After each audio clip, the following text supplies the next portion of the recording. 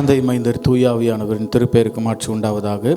அன்பிற்குரியவர்களே, ஒரு சில இடைவேளைகளுக்கு பிறகு மீண்டும் கிரேஸ் டிவி வழியாக உங்களோடு இணைந்திருப்பதற்கும் ஆண்டோடைய திருவார்த்தைகளை தியானிப்பதற்கும் வாய்ப்பளித்த ஆண்டவருக்கு என்னுடைய நன்றிகளை நான் ஏறெடுக்க கடமைப்பட்டிருக்கின்றேன். மிக சிறப்பாக இந்த நாளில் இந்த அழைப்பை எனக்கு கொடுத்த கிரேஸ் டிவியினுடைய நிறுவனர்னு சொல்லக்கூடாதுன்னு சொல்லி ஃபவுண்டர் தான், அவர் தான் ஃபவுண்டர். இருந்தாலும் அதை அவர் சொல்லுவதை விரும்புவதில்லை. இருந்தாலும் அருமையான சகோதரர் திருமிகு சந்திரமோகன் ஐயா அவர்களுக்கும் உடன் இணைந்து இந்த நிறுவனத்தில் பொறுப்பாளர்களாக இருந்து செயல்படுகின்ற ஒவ்வொருவருக்கும் ஒவ்வொரு நாளும் இந்த தொலைக்காட்சி தாங்கி வருகின்ற, குறிப்பாக இறைமக்களாக இந்த தொலைக்காட்சியோடு இணைந்து பயணித்து வருகின்ற அனைவருக்கும் என் சார்பிலும் தற்பொழுது நான் இருக்கிற நந்திவரம் குருசேகரத்தின் சார்பிலும் உங்களுக்கு வாழ்த்துதலை, வணக்கத்தை, நன்றி நான் தெரிவிக்கின்றேன். ஒரு நிமிடம் தலைகளை தாழ்த்தி நம் ஆண்டவரை நோக்கி வேண்டிக் கொள்ளுவோம். எங்கள் தாயும் தந்தையுமாகிய அன்பின் நல்ல கடவுளே, நீர் தந்த நல்ல நாளுக்காய் ஆண்டவர் இந்த பகல் வேலைக்காய் நன்றியோடுமை துதிக்கிறோம், ஸ்தோத்திரிக்கிறோம். காலை முதல் இந்நேரம் மட்டும் ஆண்டவரை ஜெபங்களின் வழியாக, பாடல்களின் வழியாக, பல்வேறு நிலைகளிலே ஆண்டவரை உம்முடைய இறை அன்பின் பாதையிலே நாங்கள் பயணிக்கும்படியாக நீர் தந்த நல்ல தருணங்களுக்காய் நன்றி செலுத்துகின்றோம். இப்பொழுதும் உடைய வார்த்தைகளை நாங்கள் தியானிக்க ஆண்டவரை நீர் எங்களுக்கு கிருபை தார். உடைய வார்த்தைகளின் வழியே ஆண்டவருடைய வாழ்வை நாங்கள் சீர்தூக்கி பார்க்க நீர் எங்களுக்கு உதவி செய்யும். எவைகளை நாங்கள் அறிந்து கொள்ள நீர் இந்த நாளிலே இந்த நேரத்தில் எங்களை அழைத்திருக்கிறீரோ, எங்களை தெரிந்தெடுத்திருக்கிறோ, அவர்களை எங்கள் உள்ளங்களில் நீர் வைத்து வழிநடத்தும்படியாய் தாழ்மையோடு உம்மிடத்தில் நாங்கள் வேண்டுதல் செய்கிறோம். அடியனை மறைத்து நீர் பேசும் நாங்கள் கேட்கிறோம். இயேசு கிறிஸ்துவின் இணையற்ற திருப்பெயரில் வேண்டுகிறோம் நல்ல கடவுளே, ஆமென். தொடர்ந்து ஒரு பாடலோடு நாம் ஆண்டோடைய வார்த்தைக்குள்ளாக கடந்து செல்லலாம்.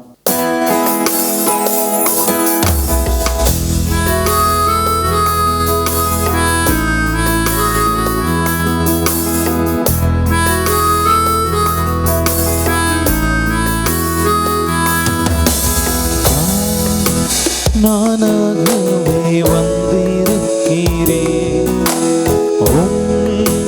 பிரசன்னத்தில் வந்து நிற்கிறேன். நானாகவே வந்திருக்கிறேன், பிரசன்னத்தில் வந்து நிற்கிறேன்.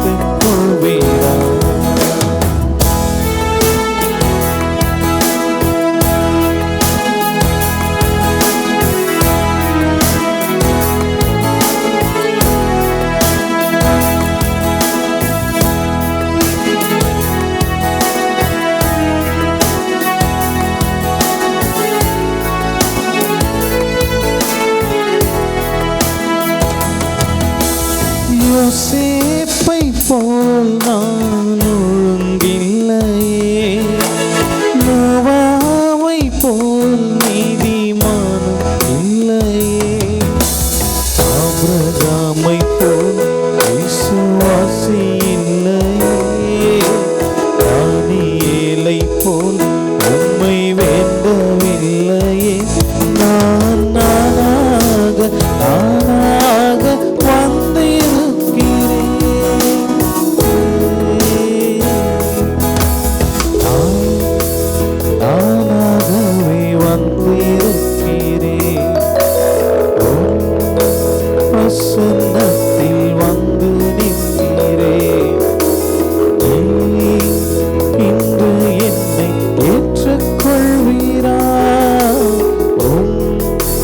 ராஜ்யத்தில் சேர்த்துக் கொள்வீரா?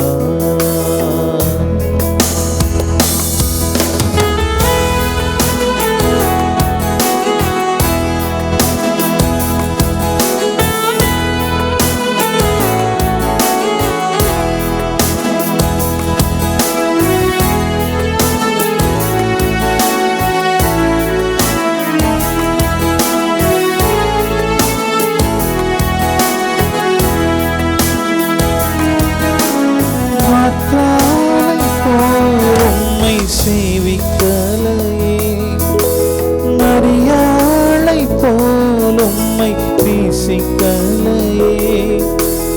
எஸ்தரை போல் எதையும் செய்யவில்லையே. எலிசபத்தின் நற்குணங்கள் என்னில் இல்லையே. நான் வீணாகி பாழாகி வந்திருக்கிறேன்.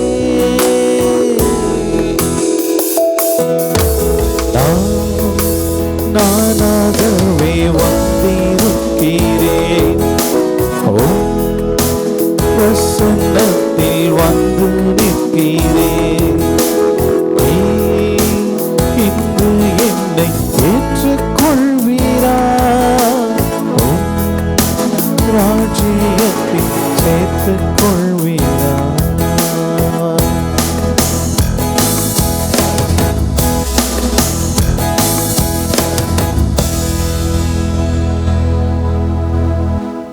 அன்பிற்குரியவர்களே, ஒரு வசனத்தை இந்த நாளில் நாம் தியானிக்கலாம்.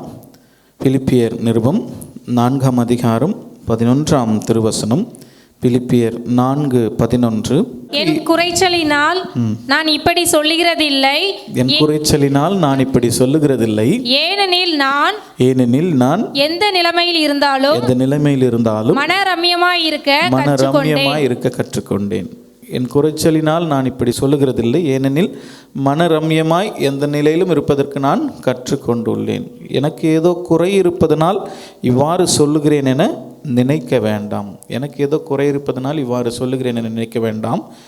ஏனெனில் என் நிலையிலும் மன நிறைவோடு இருக்க கற்றுக்கொண்டுள்ளேன். என் நிலையிலும் மன நிறைவோடு இருக்க கற்றுக்கொண்டு. Not that I am speaking of being in need, for I have learned in whatever situation I am to be content என்று சொல்லுகின்ற வார்த்தையை நாம் பார்க்கிறோம். கிறிஸ்துவுக்குள் அன்பானவர்களே, ஒருவேளை பவுலடிகளார் பிலிப்பு சபையின் மக்களுக்கு எழுதுகின்ற இந்த வார்த்தைகளை ஒருவேளை நன்கொடை குறித்து மையப்படுத்திய ஒரு வார்த்தையாக அவர் எழுதுகின்றார். டொனேஷன்ஸ், ஐயா கூட நிறைய டொனேஷன் பற்றி ப்ரேயர் எல்லாம் நம்ம பண்ணோம். நன்கொடைகளுக்கு நன்றி சொல்லுகின்ற ஒரு செய்தியாக இதை எழுதுகின்றார் பவுலடிகளார். அப்படி எழுதும்போது என்னென்னா, ஒருவேளை ஊழியம் செய்கிறவர்கள் அல்லது நற்செய்தி பணி ஆற்றுகிறவர்கள் நற்செய்தியை பணி ஆற்றுகின்ற இடங்களிலே அவர்கள் கொடுக்கின்ற அந்த நன்மைகளை பெற்றுக்கொள்ள கடமைப்பட்டவர்கள். அவங்க கொடுக்குற அவருடைய தேவைகளை சந்திக்கின்ற பொழுது அதை பெற்றுக்கொள்வதற்கு கண்டிப்பாக அவங்களுக்கு உரிமை உண்டு. அதற்கான கடமையை இவர்கள் பெற்றிருக்கிறார்கள். எந்த இடத்துலெல்லாம் அவங்க நற்செய்தி பணி ஆற்றுகின்றார்கள் அங்கெல்லாம் அவர்கள் கொடுக்கின்ற காரியங்களை பெற்றுக்கொள்ளலாம் என்கின்ற உரிமையை பெற்றவர்கள் நற்செய்தி ஆற்றுகிறார்கள். ஆக அந்த நிலையில் இவர் சொல்கிறாரு, ஒருவேளை கொரிந்து சபையின் மக்களுக்கு எழுதுகிறார். இப்படிப்பட்ட ஒரு சூழலில் அவர் சொல்கிறாரு, நான் விருப்பத்தோடு ஒருவேளை நீங்கள் பிலிப்பு மக்கள் செய்த அந்த உதவியை நான் ஏற்றுக்கொண்டுள்ளேன். ஆனால் நீங்கள் செய்கின்ற இந்த உதவியின் மூலம்தான் நான் என்ன பண்ணுறேன், நம்ம மேன்மை அடைந்திருக்கிறேன், எனக்கான தேவைகள் சந்திக்கப்பட்டிருக்கிறது என்று நீங்கள் நினைத்து கொள்ள வேண்டாம். பிலிப்பு அவருடைய உதவியை சார்ந்தோ அல்லது அவருடைய நிதி ஆதாரத்தை சார்ந்தோ நான் என்ன பண்ணல, ஒரு நாளும் வாழவில்லை அப்படின்னு சொல்கிறார். நீங்கள் கொடுக்கறது நன்றி, கொடுக்கறதை பெற்றுக்கொள்ள நான் கடமைப்பட்டிருக்கிறேன். ஆனாலும் இது நிமித்தமாக நான் என்ன பண்ணல, இதனால் மட்டுமே நான் வாழ்கிறேன் அப்படின்னு நீங்கள் நினைத்து கொள்ள வேண்டாம். ஏன் அப்படி சொல்கிறார் அப்படின்னு சொன்னால், என் நிலையிலும் மன நிறைவோடு இருப்பதற்கு நான் கற்றுக்கொண்டுள்ளேன். இதை சொல்லிட்டு அவர் அடுத்ததாக ஒரு வசனத்தில் சொல்கிறாரு. நீங்கள் 12வது வசனத்தில் வாசிச்சிங்கன்னா, தாழ்ந்திருக்கவும் எனக்கு தெரியும், எனக்கு வறுமையிலும் வாழத் தெரியும், வாழ்ந்திருக்கவும் எனக்கு தெரியும், எனக்கு வளமையிலும் வாழத் தெரியும். அவர் சொல்கிறார், நான் ஒன்றுமே இல்லைனாலும் நான் என்ன பண்ணுவேன், வாழுவேன். நான் எல்லாம் இருந்தாலும் எனக்கு வாழ்க்கை வாழத் தெரியும். வறுமையிலும் வாழத் தெரியும், வளமையிலும் வாழத் தெரியும். வயிறார உண்ணவோ அல்லது பட்டினி கிடக்கவோ எனக்கு என்ன பண்ண தெரியும், எந்த சூழலிலும் வாழ நான் பயிற்சி பெற்றிருக்கிறேன். இது ஒரு பயிற்சி அப்படின்னு சொல்கிறார். ஊழியத்தின் பாதையில் உள்ள நம்ம இன்றைக்கி ஐயா அவங்க கூட சொல்லும்பொழுது அநேக தேவைகளுக்கு நாம் ஜோமன், நீங்கள் ஒரு டிவியில் பார்க்குறவங்க 10 ரூபா நீங்கள் கொடுத்தாலும் சரி கொடுக்கலனாலும் சரி இந்த ஊழியம் என்ன பண்ணோம், தொடர்ந்து நடக்கும். அதுதான் இந்த பகுதியில் நான் புரிந்து கொள்ளுகின்ற அவர் பவுலடிகளார் சொல்கிறார், நீங்கள் கொடுக்குறீங்கன்றதுனால நான் நல்லா இருக்கிறேன்னு நீங்கள் நினச்சிடக்கூடாது. இது எனக்கு கடமை, நீங்கள் கொடுக்க வேண்டியது. ஆனாலும் கொடுக்கலனாலும் நான் என்ன பண்ணுவேன், எனக்கு தெரியும், கடவுள் ஊழியத்தின் பாதையில் நான் பயணிக்க தெரியும் என்று சொல்லி பவுலடிகளார் சொல்லுகின்ற வார்த்தைகளாக நாம் பார்க்க. ஒரு சிற்பி இருந்தார். அந்த சிற்பி என்ன பண்ணாருச்சுன்னா, ஒரு பெரிய கல்லை எடுத்து ஒரு சிற்பத்தை அவர் உருவாக்க ஆரம்பித்தார்.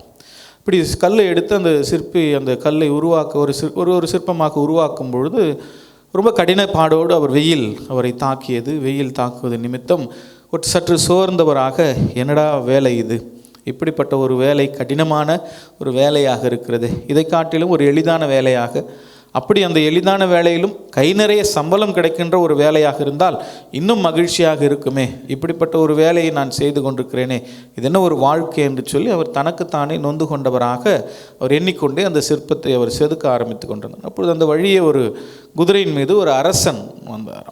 அந்த அரசனை பார்க்கின்றார். அந்த அரசனை பார்த்த மாத்திரத்தில் இந்த அரசனை போல ஒரு வாழ்க்கை தனக்கு கிடைத்திருந்தால் எவ்வளவு நன்றாக இருந்திருக்கும், நாமும் கூட மகிழ்ச்சியாக வாழ்ந்திருக்கலாமே என்று நினைத்த மாத்திரத்தில் இவர் ஒரு அரசனாக மாறிவிட்டார். இவர் அந்த குதிரையில் உடனே என்ன பண்ணார், பயணிக்க ஆரம்பித்தார். நினச்சாரு அரசனாக மாறிட்டார். தொடர்ந்து இவர் குதிரையில் பயணிக்கிறார். இப்படி பயணிக்கின்ற வேளையில் கொஞ்சம் தூரம் போயிட்டே இருக்கிறார். போயிட்டு இருக்கும்பொழுது இவருக்கு தலைமையில் சூரியன் வெப்பம் அதிகமாக இவரை தாக்குகின்றது. அப்போ நினச்சேன், அரசன் தான் உயர்ந்தவர், அவர் தான் சந்தோஷமாக இருக்கணும் பார்த்தோம். ஆனால் அரசனையும் தாக்குகின்ற அளவில் சூரியன் வெளிச்சம் அதன் வெப்பம் உயர்ந்ததாக இருக்கிறப்ப அரசனை விட சூரியன் தான் உயர்ந்தது போல அப்படின்னு நினச்சார். உடனே நினச்ச மாத்திரத்தில் அரசனாக இருந்தவர் சூரியனாக மாறிவிட்டார். சூரியனாக மாறின உடனே சூரிய வெளிச்சம் பிரகாசித்து கொண்டிருக்கிறது. இடையே ஒரு மேகம் என்ன பண்ணுது, அந்த சூரியனை மறைச்சி கருமேகங்கள் உருவாகிறது. அந்த மேகத்திலிருந்து மழை கீழே பொழிய ஆரம்பிக்கிறது. அந்த மழை பொழிய ஆரம்பிக்கிறது. மழை தண்ணீரானது கீழே பூமியிலே கொட்டுகிறது. அப்படி கொட்டுகின்ற விதத்தில் அந்த தண்ணீர் சாலையிலே திரளாக புரண்டு ஓடுகிறது. இப்படி ஓடுகின்ற நிலையில் அந்த தண்ணீரிலே அனைத்து சாலையில் இருந்த ஒவ்வொரு பொருட்களும் அடித்து கொண்டு செல்கிறது. உடனே அந்த சிற்பி அதை பார்க்கின்றார். எப்படி சூரியனாக இருந்து கொண்டு அவர் பார்த்து கொண்டிருக்கின்றார். அந்த சாலையிலே ஒரு மிகப்பெரிய கல் இருக்கிறது. அந்த கல்லை தவிர மற்ற எல்லாம் என்ன பண்ணுது, அந்த தண்ணீரில், மழையின் தண்ணீரில் அடித்து கொண்டு புரண்டு கொண்டு ஓடுகிறது. ஆக இந்த கல் மாத்திரம் உறுதியாக அந்த தண்ணீரை எதிர்த்து என்ன பண்ணுச்சான், அங்கேயே நின்றுட்டு. அப்போ இவர் யோசிக்கிறாரு, சூரியனாக இருந்தவர், ஆக இந்த அளவுக்கு தண்ணீரில் எல்லாம் அடித்து கொண்டு போனாலும் இந்த கல் மாத்திரம் என்ன பண்ணுது, உறுதியாக இருக்கிறது. அப்போ எல்லாரை விட, சூரியனையும் விட எது தான் உயர்ந்தது, இந்த கல் தான் உயர்ந்தது போல் அப்படின்னு நினச்ச மாத்திரத்தில் என்னவாயிட்டார், கல்லாக மாறி போயிட்டார். கல்லாக மாறின உடனே ஒரு சிற்பி வந்தார். தன் கையில் ஒரு உளியை எடுத்துக்கொண்டு வந்து அந்த கல் என்ன பண்ணாராம், செதுக்க ஆரம்பித்தார். அந்த கல்லை செதுக்க ஆரம்பித்தது தான் இவருக்கு தன்னுடைய நிலை என்ன என்பது புரிந்தது. ஏன் இவரும் முதல்ல என்னவாக தான் இருந்தார். ஏன்னா இந்த கல்லையே ஒரு சிற்பி என்ன பண்ணுறாரு, கொண்டு வந்து அத்தையே உடைக்கிறாரு, செதுக்கிறாரு, என்னென்னவோ பண்ணுறாரு அப்படின்னு நினைக்கும்பொழுது தான் இவர் தான் யாராக முதலிலே இருந்தேன் என்பதை அவர் உணர்ந்து கொண்டார். இல்லை, நம்மிலே அநேகர் பல நேரங்களில் இருக்கின்ற வசதிகளையும் அல்லது கடவுள் நமக்கு கொடுத்திருக்கின்ற ஆசீர்வாதங்களையும் கண்டு பல நேரங்களில் நம்ம என்ன பண்ணுறதில்ல, திருப்தி அடைவதில்லை. மற்றவர்களை பார்த்து அவர்களைப் போல எனக்கு இல்லையே அல்லது இவர்களைப் போல எனக்கு இல்லையே என்று அவர்களை பல நேரங்களில் அதிருப்திப்படுகின்றவர்களாக, அல்லது அப்படி இருந்தால் நன்றாக இருக்குமே அல்லது இப்படி இருந்தால் நன்றாக இருக்குமே என்று சொல்லி நம்மை நாமே முறையிட்டு கொள்ளுகின்றவர்களாக நாம் காணப்படுகின்றோம். எவ்வளவுதான் சம்பளம் உயர்ந்தாலும் இன்னும் கொஞ்சம் சம்பளம் கிடைக்க வேண்டும், இன்னும் கொஞ்சம் சம்பளம் கிடைச்சா நல்லா இருக்குமே என்று எண்ணுகின்ற ஆண்களிலே பலர், எவ்வளவுதான் கணவர் தனக்கு வாங்கி கொடுத்தாலும் அல்லது வீட்டிலே எவ்வளவுதான் நகைகளும் புடவைகளும் அல்லது செல்வங்களும் இருந்தாலும் இன்னும் கூட தனக்கு கிடைக்க வேண்டும். அவர்களை பார்த்து அவர்கள் இப்படி உடுத்தி கொண்டிருக்கிறார்கள், அவர்கள் இப்படி நகைகளை மாட்டிக்கொண்டிருக்கிறார்கள், மற்றவர்களை பார்த்து இப்படி வேண்டும் என்று எண்ணம் கொள்ளுகின்ற மக்களாகவே இன்றைய மனித இனமானது, மனித சுபாவம் என்பது இருந்து கொண்டு இருக்கிறது என்பதை நாம் பார்க்கின்றோம். அந்த நிலையில தான் இங்கே பவுலடிகளார் சொல்லுகின்றார், பிலிப்பியர் 4:11, எனக்கு ஏதோ குறைவாக இருப்பதனாலே இப்படி சொல்லுகிறேன் என்று நீங்கள் நினைக்க வேண்டாம், ஏனெனில் எந்த நிலையிலும் மனநிறைவோடு நான் இருக்க கற்றுக்கொண்டுள்ளேன், எந்த சூழலிலும் நான் மனநிறைவோடு இருப்பதற்கு கற்றுக்கொண்டுள்ளேன். 12வது வசனத்தில் அழகாக சொல்கிறாரு, அதுதான் எனக்கு வறுமையிலும் வாழ தெரியும், எனக்கு வளமையிலும் வாழ தெரியும். ஒன்றும் இல்லைனாலும் நான் இருப்பேன், எல்லாம் இருந்தாலும் எனக்கு வாழ தெரியும். வயிறார உண்ணவோ பட்டினி கிடக்கவோ நிறைவோ குறைவோ எந்த சூழலிலும் எந்த நிலையிலும் நான் வாழ பயிற்சி பெற்றிருக்கிறேன் என்று அவர் சொல்லுகின்றார். ஆக இந்த பயிற்சி என்பது மிக அவசியமான ஒன்று. ஒரு நாள் 2 நாள் இல்லை. ஆக ஊழியத்தின் பாதையில் கடினப்பாடுகளை கடந்து வருவது அல்லது கடினப்பாடுகளை மேற்கொள்வது என்பது கடவுள் கொடுக்கின்ற ஆற்றலினாலே மட்டுமே நடக்கும். அதுதான் சொல்கிறாரு, அந்த ஆற்றலை நான் என் பயிற்சியின் மூலமாக நான் என்ன பண்ணியிருக்கிறேன், பெற்றிருக்கிறேன். கடவுள் கொடுத்திருக்கின்ற அந்த ஆற்றல் எத்தகைய ஆற்றல்? 2 விஷயத்தை சொல்கிறாரு. எந்த நிலையிலும் நான் மனநிலையோடு இருப்பேன், அதே போல் எந்த நிலையிலும் நான் வாழ்வதற்கும் பயிற்சி பெற்றிருக்கிறேன். அந்த பயிற்சியை எனக்கு யார் கொடுத்திருக்கிறது? ஆண்டவர் கொடுத்திருக்கிறார். எனவே கடவுளின் ஆற்றலினாலே அந்த பயிற்சி எனக்கு கிடைத்திருக்கிறது என்று சொல்லுகின்ற வார்த்தையாக நாம் பார்க்கின்றோம். ஆக அந்த நிலையில் கடவுள் நம்முடைய பலவீனங்களை அவர் அறிந்திருக்கிறபடினால, நம்முடைய எல்லா விதமான இயலாமையை கடவுள் நன்கு உணர்ந்திருக்கிறபடினால நம்மை ஒருபோதும் அவர் என்ன பண்ணுறது இல்லையா, கைவிடாதவராக அல்லது நம்மை ஒருவேளை அவர் தாங்கி வழி நடத்துகின்ற கடவுளாக இருக்கிறார், வல்லவராக. யோசுவா 1:5 எல்லாருக்கும் தெரிஞ்ச வசனம், நான் உன்னை விட்டு விலகுவதும் இல்லை, உன்னை கைவிடுவதும் இல்லை, நான் மோசேயோடு இருந்தது போல உன்னோடவும் இருப்பேன் என்று வாக்களித்தார்கள். ஆக பல நேரங்களில் இந்த வார்த்தைகளை நாம் மறந்து போகின்றவர்களாக, ஏதோ ஒரு பிரச்சனை, ஏதோ ஒரு கஷ்டம் அல்லது ஏதோ ஒரு சோகம் வருகின்ற பொழுது ஆண்டவர் என்னை கைவிட்டு விட்டாரோ அல்லது ஆண்டவர் என்னை விட்டு விலகி விட்டாரோ என்கின்ற எண்ணங்கள் நமக்குள் தோன்றுகிறது. எதை குறித்தும் கவலை வேண்டாம். கவலைப்படுகிறதுனால எவன் ஒருவன் தன் சரீரத்தோடு ஒரு முழத்தை கூட்டவோ குறைக்கவோ முடியும். ஆண்டவர் அழகாக சொல்கிறார். மத்தேயு நற்செய்தி நூலில் 6ஆம் அதிகாரத்தில் 25 34 வசனங்களை நம்ம பார்க்குறோம். அந்த வசனங்களை பார்த்தீங்கன்னா ஒவ்வொன்றும் அழகாக சொல்லி சொல்கிறார். பறவைகளை பாருங்கள், அவைகள் விதைக்கிறதும் இல்லை, அவைகள் அறுக்கிறதும் இல்லை, களஞ்சியத்தில் சேர்த்து வைக்கிறதும் இல்லை. வண்ண மலர்களை பாருங்கள், அவர்களை உழைக்கிறதும் இல்லை, நூற்கிறதும் இல்லை, ஆனாலும் பரமபிதா அவைகளுக்கு விளைப்பு. சாலமோனை போலவும் அவைகள் என்ன பண்ணுறதில்லை, உடுத்தி இருந்ததில்லை. ஆக உணவை பார்க்கிலும் உயிரும், உடையை பார்க்கிலும் உடலும் இல்லையா. ஆக இவைகளெல்லாம் உயர்ந்தவை அல்லவா என்று சொல்லி ஆண்டவர் சொல்லுகின்ற வார்த்தைகளை நாம் பார்க்க. ஒரு பக்தன் அழகாக ஒரு பாடல் எழுதியிருக்கிறார்.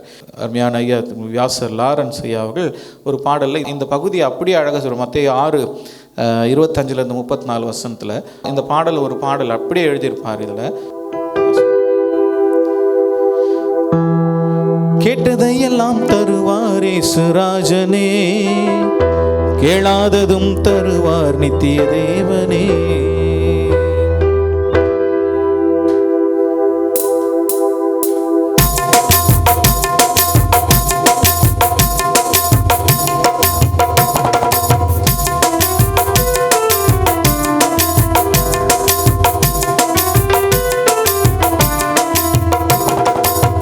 கேட்டதையெல்லாம் தருவார் இயேசுராஜனே, கேளாததும் தருவார் நித்திய தேவனே.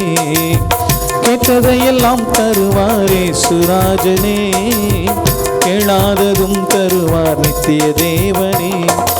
அமுக்கி குலுக்கி மடியில் சரிந்து விழும்படி தருவார், அமுக்கி குலுக்கி மடியில் சரிந்து விழும்படி தருவார். நீ அளந்து கொடுக்கும் அளவெதுவோ அதன்படி தருவார். நீ அறிந்திடாத எட்டாத பெருங்காரியம் செய்வார், நீ அறிந்திடாத எட்டாத பெருங்காரியம் செய்வார். கெட்டதையெல்லாம் தருவார் இயேசுராஜனே, கேளாததும் தருவார் நித்திய தேவனே.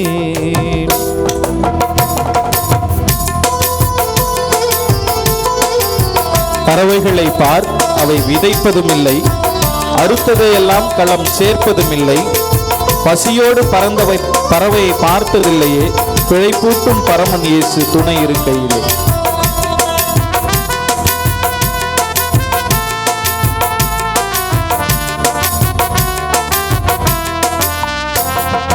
பறவைகளை பார், அவை விதைப்பதும் இல்லை, அறுத்ததையெல்லாம் களம் சேர்த்ததும் இல்லை.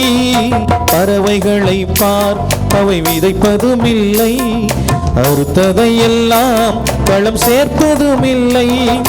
பசியோடு பறந்த பறவை பார்த்ததில்லையே, பிழை போட்டும் பரமன் இயேசு துணை இருக்கையிலே. பசியோடு பறந்த பறவை பார்த்ததில்லையே, பிழை போட்டும் பரமன் இயேசு துணை இருக்கையிலே. பிழை போட்டும் பரமன் இயேசு துணை இருக்கையிலே. கேட்டதையெல்லாம் தருவார் இயேசுராஜனே, கேளாததும் தருவார் நித்திய தேவனே.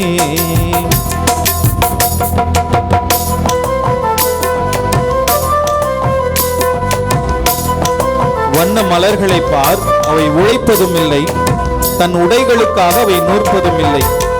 அவை போல அழகு மேனி நமக்கில்லையே, சாலமோனும் அதுபோல அணிந்ததில்லையே.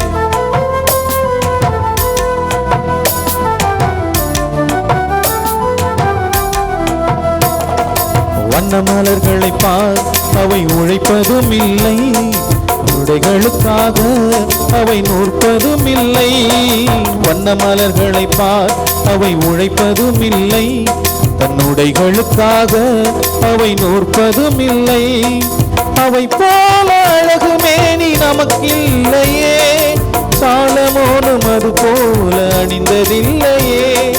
அவை போல அழகு மேனி நமக்கில்லையே, சாலமோனும் அது போல அணிந்ததில்லையே. சாலமோனும் அது போல அணிந்ததில்லையே. கேட்டதையெல்லாம் தருவார் இயேசுராஜனே, கேளாததும் தருவார் நித்திய தேவனே.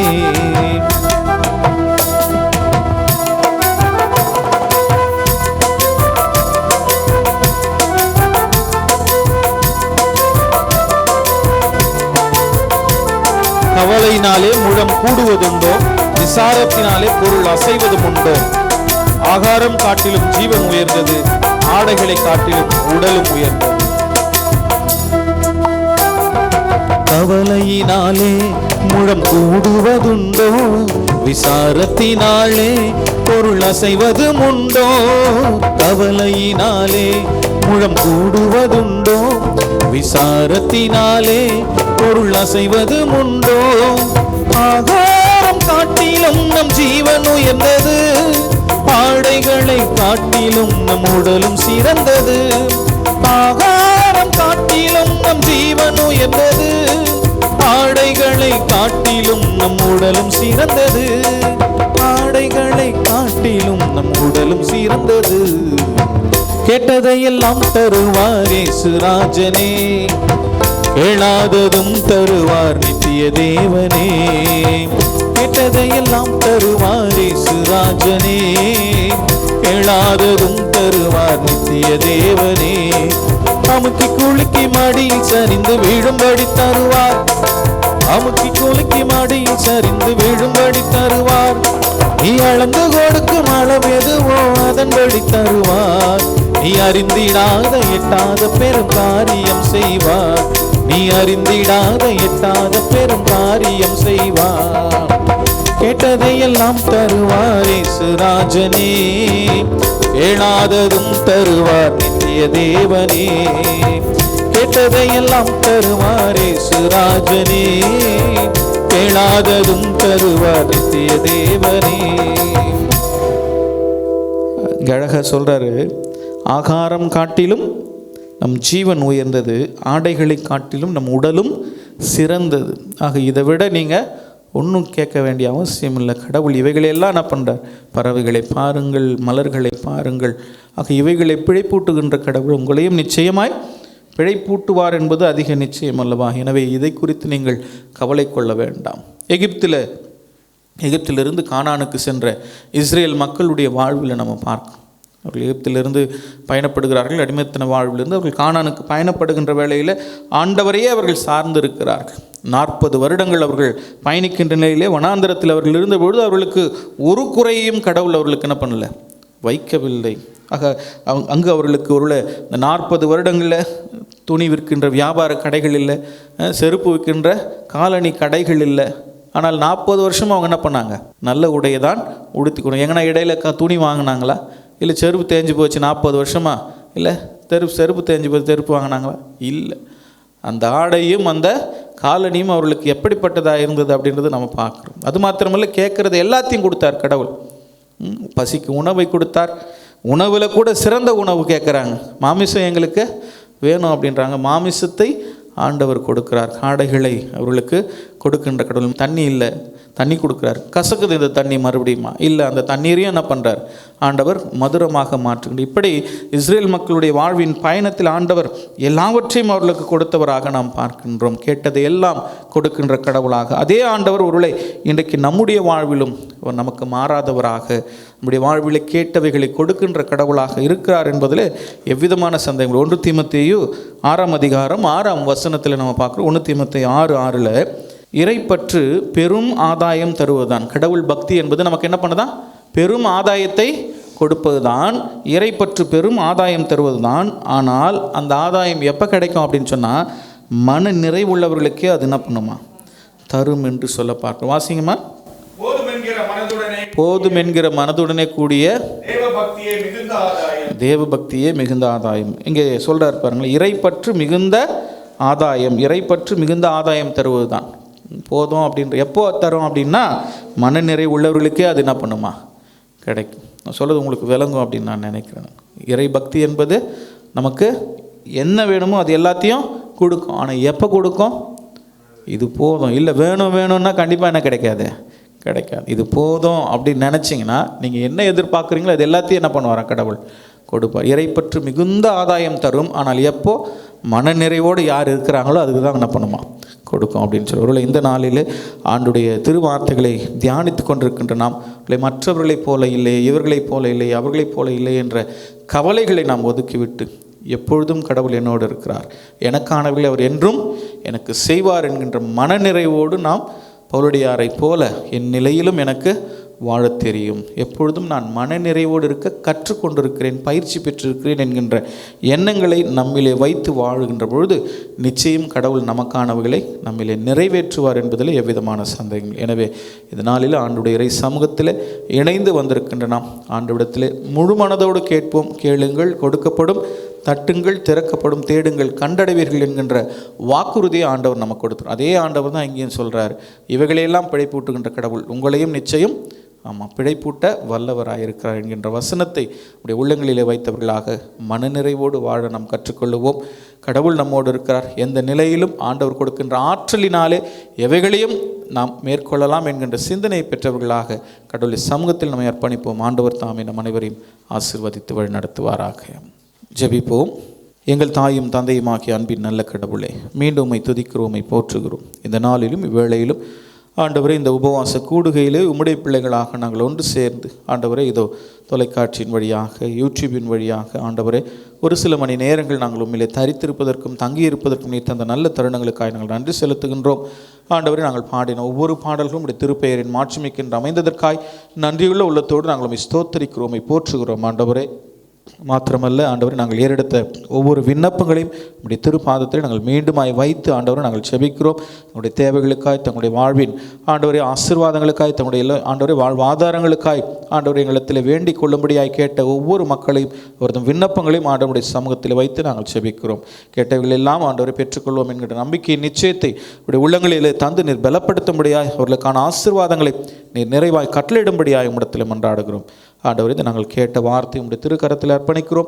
ஆண்டவர், எந்த நிலையிலும் நாங்கள் மன நிறைவோடு இருப்பதற்கான ஆண்டவரை சுய சிந்தனை நீர் எங்களில் ஆண்டவரை உறுதிப்படுத்தி இருக்கிறீர், அதற்காக நன்றி செலுத்துகின்றோம். ஆண்டவரை, இதோ வல்லமையிலும் வறுமையிலும் வாழ்வதற்கான பயிற்சியை பெற்றுக்கொண்ட பவுலடியாரை போல நாங்களும் கூட ஆண்டவர் ஒருவேளை உம்முடைய ஊழியத்தின் பாதையில் உம்முடைய சொந்த பணியிலும் வாழ்விலும் ஆண்டவரை வறுமையிலாக இருந்தாலும் சரி, வறுமையாக இருந்தாலும் சரி, உம்முடைய ஆற்றலினாலே எவைகளையும் நாங்கள் மேற்கொள்ள மனநிறைவோடு வாழ ஆண்டவரை நீர் எங்களுக்கு தந்த வார்த்தைகளுக்காக நன்றி செலுத்துகின்றோம். தொடர்ந்து ஆண்டவரே, அப்படிப்பட்ட வார்த்தையின் வழியிலான வாழ்வை நாங்கள் பெற்று வாழ நீர் எங்களுக்கு கிருபை தர வேண்டும் என்று இடத்தில் மன்றாடுகிறோம். சிறப்பாக இந்த கிரேஸ் டிவியை ஆண்டவரை நடத்தி செல்லுகின்ற அருமையான சந்திரமோகன் ஐயா அவர்களுக்காய் உடன் இணைந்து பணியாற்றுகின்ற ஆண்டவர் ஒவ்வொருவருக்காய் இடத்தில் நாங்கள் செபிக்கிறோம். வந்திருக்கின்ற இறை மக்களுக்காக, அவருடைய வாழ்வின் தேவைகளுக்காய், ஆண்டவரது கிரேஸினுடைய வளர்ச்சி பணிகளுக்காய் நாங்கள் இடத்தில் வேண்டுதல் செய்கின்றோம். தொடர்ந்து கிருபை ஆண்டவரே இந்த நிறுவனத்தோடு தங்கி இருக்கும்படியாய் ஆண்டவர் இதன் வளர்ச்சி பணிகளில் ஆண்டவர் உடைய ஆசீர்வாதங்கள் ஆண்டவரை அவர்களுக்கு நிறைவாய் தந்தவர்களை உயர்த்தும்படியாய் இடத்தில் நாங்கள் மன்றாடுகின்றோம். அநேக நேரங்களில் அநேக நிலைகளில் ஆண்டவரை இந்த ஆண்டவரை தொலைக்காட்சியின் ஆண்டவரை ஒளிபரப்பானது அநேக மக்களுடைய இல்லங்களை சென்றடைய நீர் தாமே ஆண்டவர்களுக்கு துணையாக இருக்க உம்மிடத்தில் நாங்கள் வேண்டுதல் செய்கின்றோம். ஆண்டவரே, இதற்கான தேவைகள் அநேகம், இன்னும் அநேக நிலையில் ஆண்டவரே மின்சார தடைகள் ஏற்படுகின்ற பொழுது ஆண்டவரே அவர்களை மேற்கொள்ள முடியாத நிலையை நாங்கள் பார்க்கிறோம். ஆனாலும் ஆண்டவரே நீர் இவர்களுக்கான ஆண்டவரே எல்லா விதமான ஆண்டவரே ஆசீர்வாதத்தை நீர் கட்டளையிடும்படியாக ஆண்டவரே இந்த நிலைகள் வந்தாலும் அவர்களை மேற்கொள்ளத்தக்க கிருபைகளே ஆண்டவரே இந்த இடம் பெற்று தொடர்ந்து ஆண்டவரே அப்படிப்பட்ட ஒரு வளர்ச்சிகளை